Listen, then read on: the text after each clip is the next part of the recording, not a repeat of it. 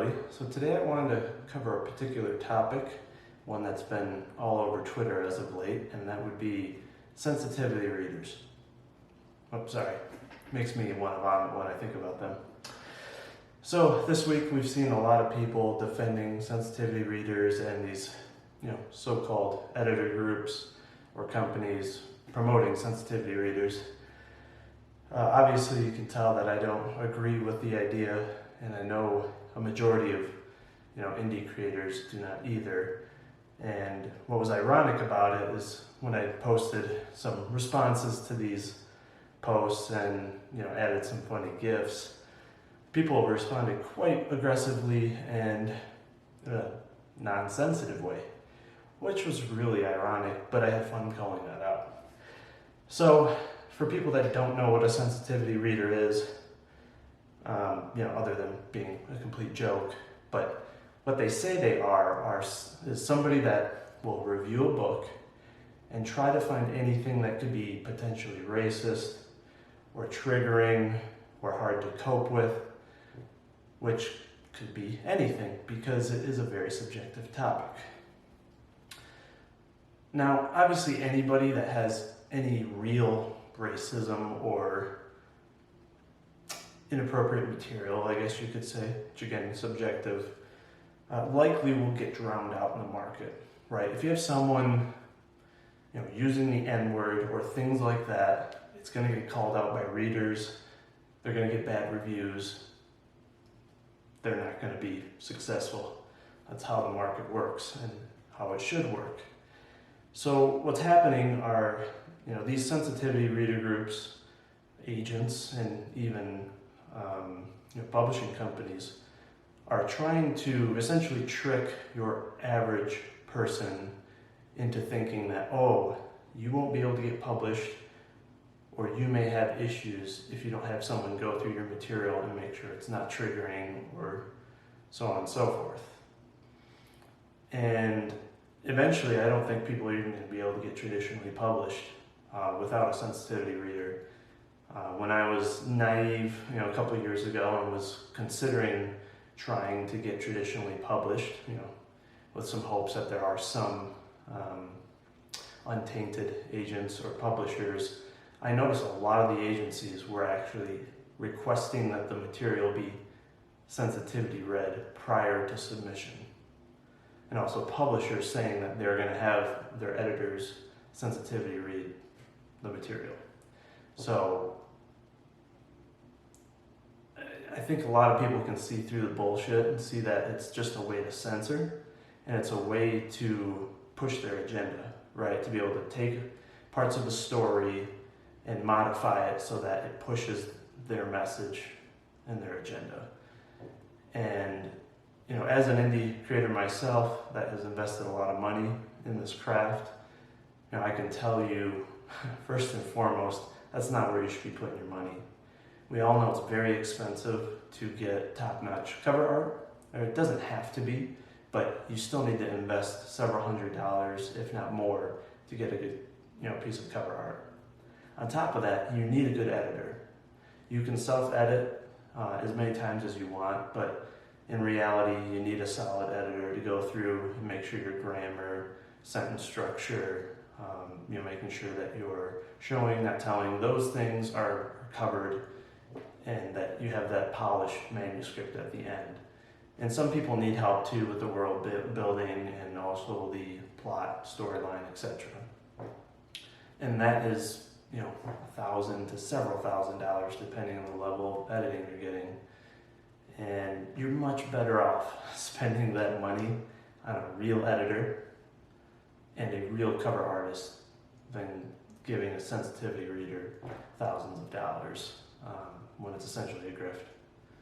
So, I want to try to help get the message out there to indie writers, because I've seen some contemplating if they need a sensitivity reader, and to me the answer is absolutely not. If you're an actual racist or whatever, you're obviously not going to hire one. And allowing these sensitivity readers and these companies to try to convince you that you might have triggering material or that you might have racist material in your manuscript is a joke. They're treating you like you're a child, like you don't actually know what's appropriate and what's not. And if you think about it, if it's nonfiction, if you're actually changing it and making it less triggering or whatnot, then it's not really nonfiction, right? You're not staying true to the story that you're trying to tell. And if it's fiction, well, you could actually put, for example, right, in Star Trek and other, sci-fi books or films or TV shows or whatnot, they would actually, show things that were, racist or whatnot in order to show that they're bad, right, to overcome it, etc. It might trigger some people, witnessing those things, but it can be used also to show that those things are wrong. A good example would be the topic of rape, right? Not a comfortable topic for anybody, and obviously people that have went through it could be difficult to read about it. And I'm not a fan of detailed scenes about that. I think it's unnecessary, whether it's films or whatnot. It can be implied, and that's enough. But my book has a scene again where the hero clearly states hey, I can tell this person is trying to rape this woman, and it's depicting that rape is bad, which is obvious, right? But the hero saves the woman, which again, it's a good example of what real people should be doing. They should be jumping in, protecting women, etc. Common sense, but it's good to show that that's what a real hero would do. Problem is, a sensitivity reader could go in and say, that could trigger a rape victim, could be damaging to them. Well, it's as simple as, skipping past that section if they really need to, or just closing the book, giving it to somebody else. We can't tiptoe around topics for certain demographics or certain, people that could be upset by what you're writing. You should just write what you want to write and what you know, and just let the market decide if they like it or not. You can always make adjustments later, if you have a bad reception to your book, but it's absolute nonsense. Think about films. Some of the best films you've watched. Imagine if those films from the 80s, 90s, early 2000s were watched by a sensitivity watcher, and they took out anything that could be potentially triggering or traumatizing to people. All the films would suck. Can you imagine them doing that to 300 or Watchmen, movies like that, which did a good job without going over the top. Obviously, there's some topics that could be disturbing for some. But can you imagine if they took all that out?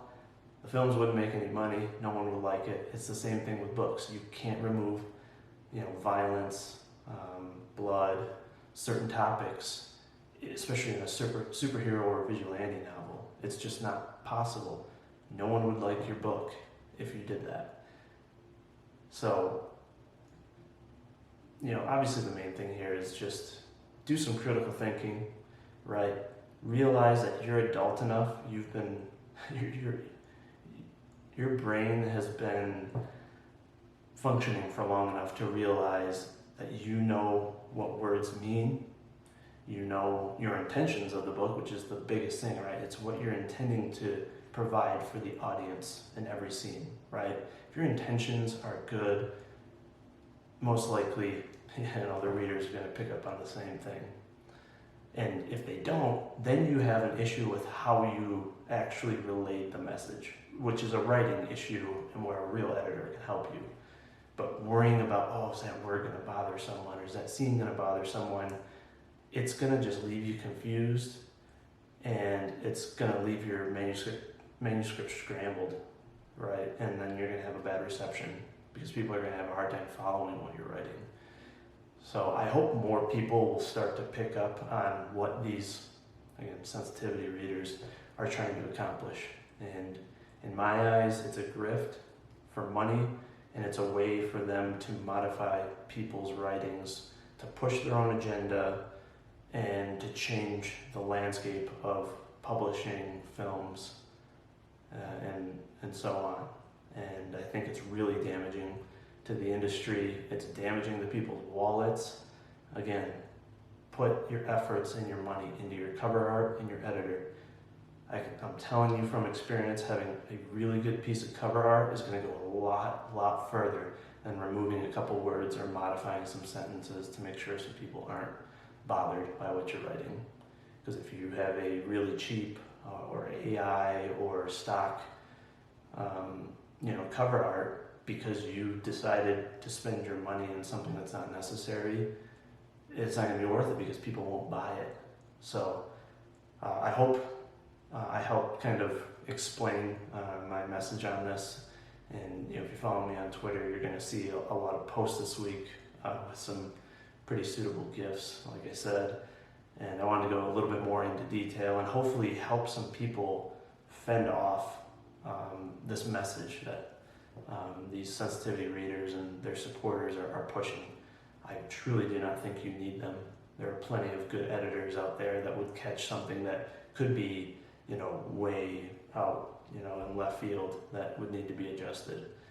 But you don't need a sensitivity reader. If you agree, please feel free to share this, leave some comments. I just hope that can help get the word out more and make this more of a known kind of topic. There's so many things that are wrong with the mainstream publishing and literary agents. This is just something that's, it's kind of the cherry on top of a shit sundae, which is why a lot of the people that are probably watching this are self-published or indie authors, because they didn't want to be censored. They wanted to write what they wanted to write about. They didn't want to be forced to remove any tropes from their book, and they just wanted creative freedom, and that's what we're all about. So yeah, thanks everybody. Hope you enjoyed the video, and take care and God bless.